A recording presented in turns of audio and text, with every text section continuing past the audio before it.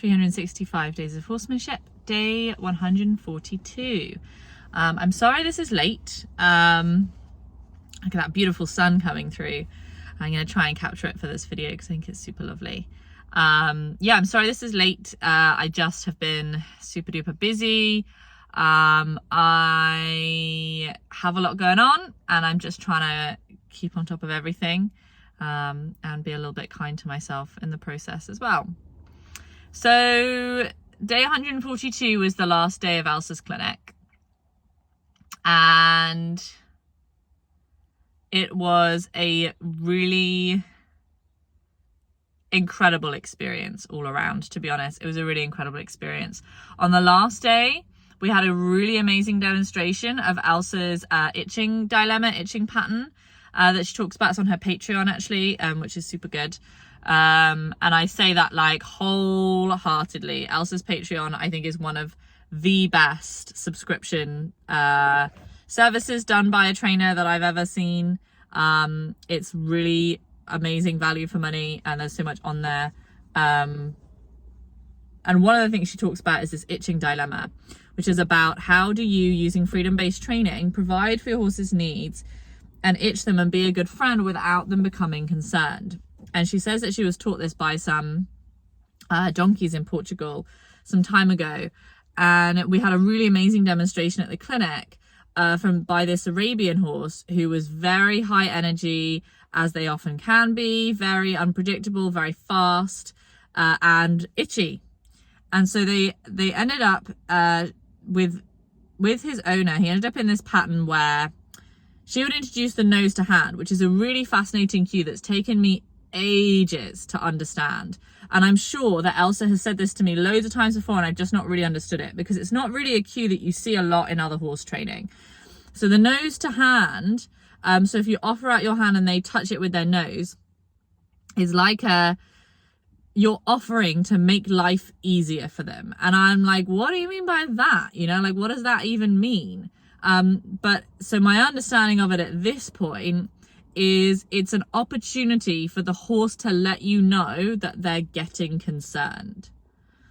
And it's like, okay, because that means that if you're having a conversation about something and you are potentially pushing them into concern, that's a great way for them to tell you that.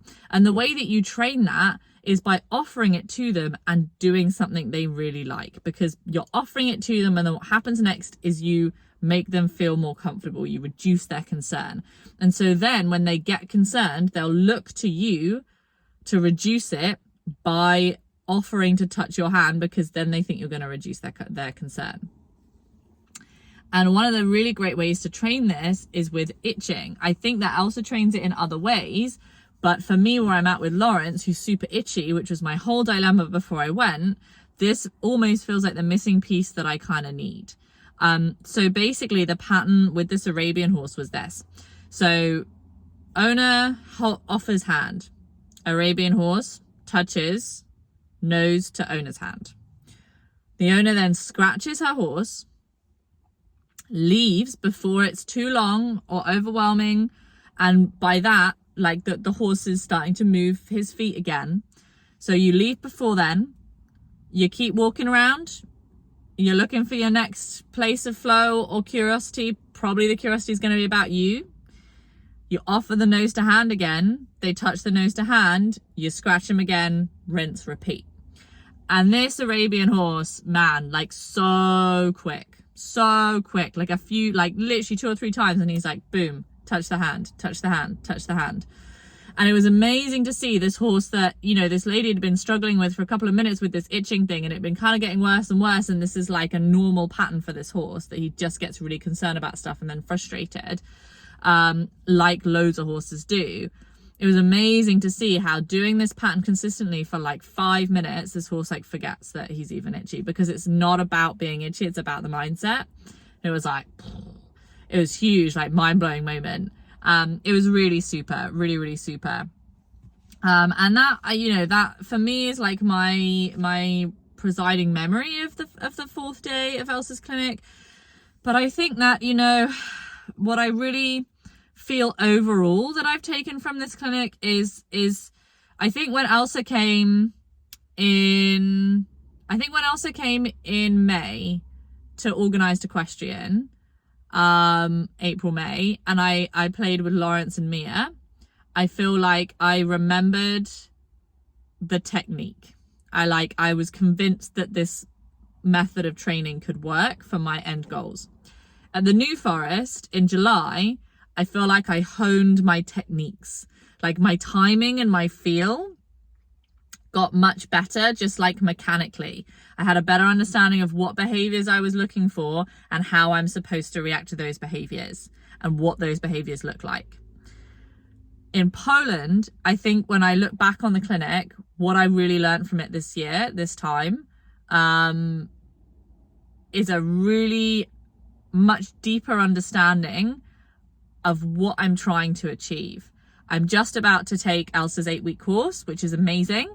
And when I'm thinking about my goals for the course, I think at any other point, even right up until before I went to Poland, if Elsa had asked me what my goals were, I'd have said, well, I really would like to ride Mia, and I really would like to be able to do workouts with Lawrence, and I really would like to be able to pick his feet up, and I would really like to be able to touch Mia's face or whatever, like all of these goals that I have that are things I want to do.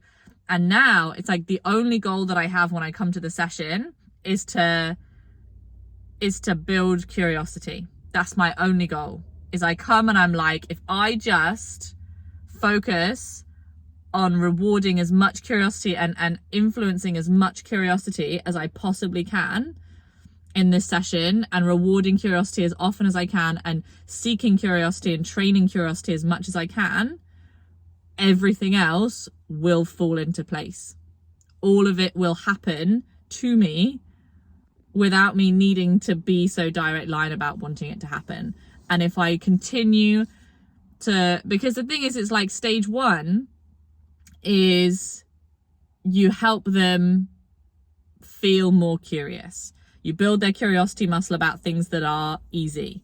Then you build their curiosity muscle about things that are hard. And in a horse's world, things that are hard might be interacting with the herd, dealing with bad weather, dealing with lack of food, dealing with itches, all of these concerns that a horse has in their life outside of their human.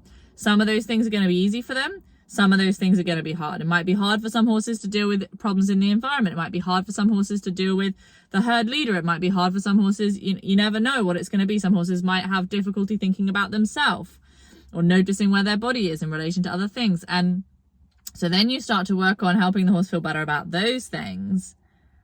The horse starts showing you things that are interesting to them because they want to keep you, because you're helping them feel better about life, and they feel better when they're with you.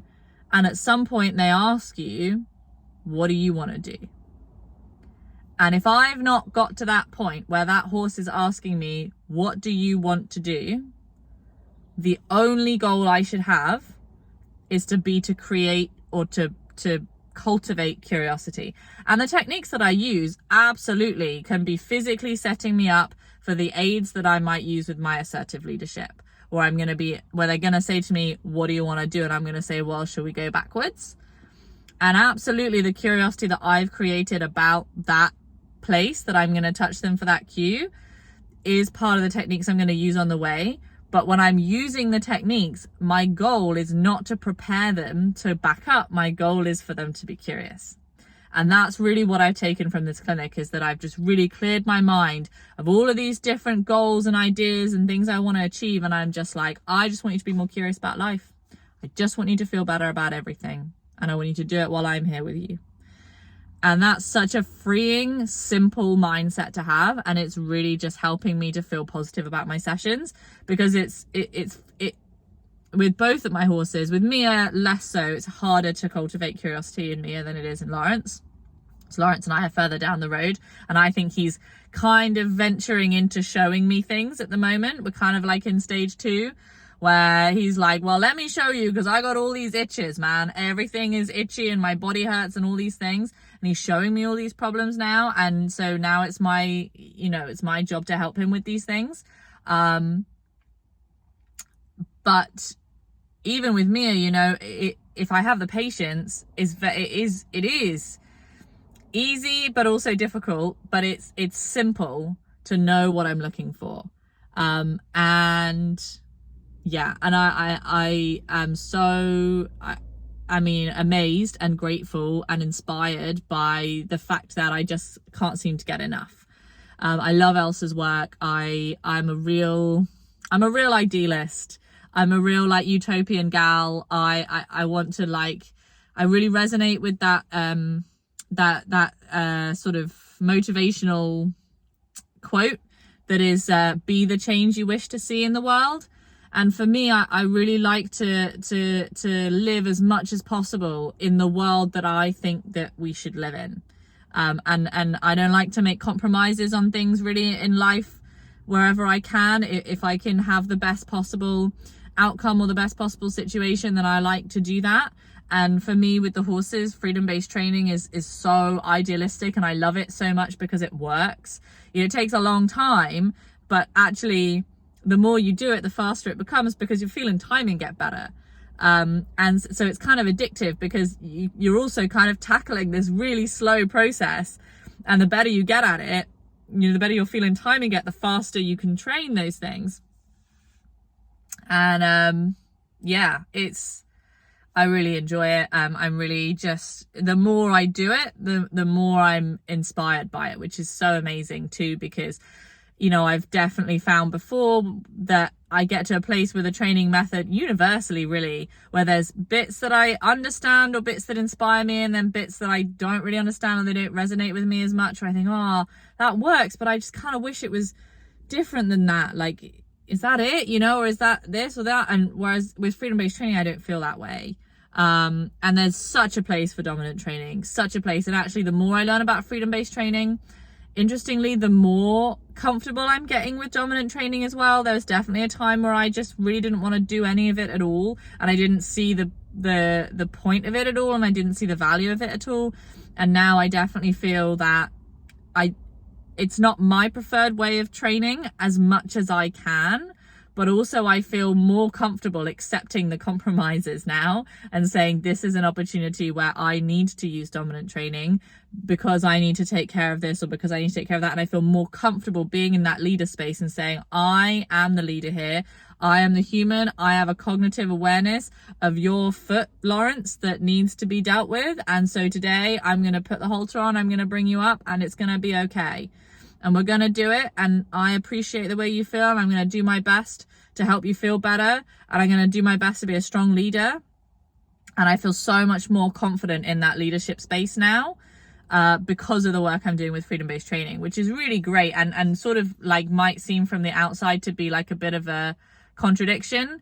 But, you know, freedom-based training itself is a contradiction, because ultimately, are you really free if you're trained? And you could be trained, but maybe you're free to do what you want. I don't know, it's a cool juxtaposition. Elsa really likes it. I think I really like it too. So yeah, really, I feel really impassioned. I'm really excited and grateful to have a place on Elsa's course. She's just amazing. So I'm really ready, for that now, and to see how these next few weeks go, and the progress that I make.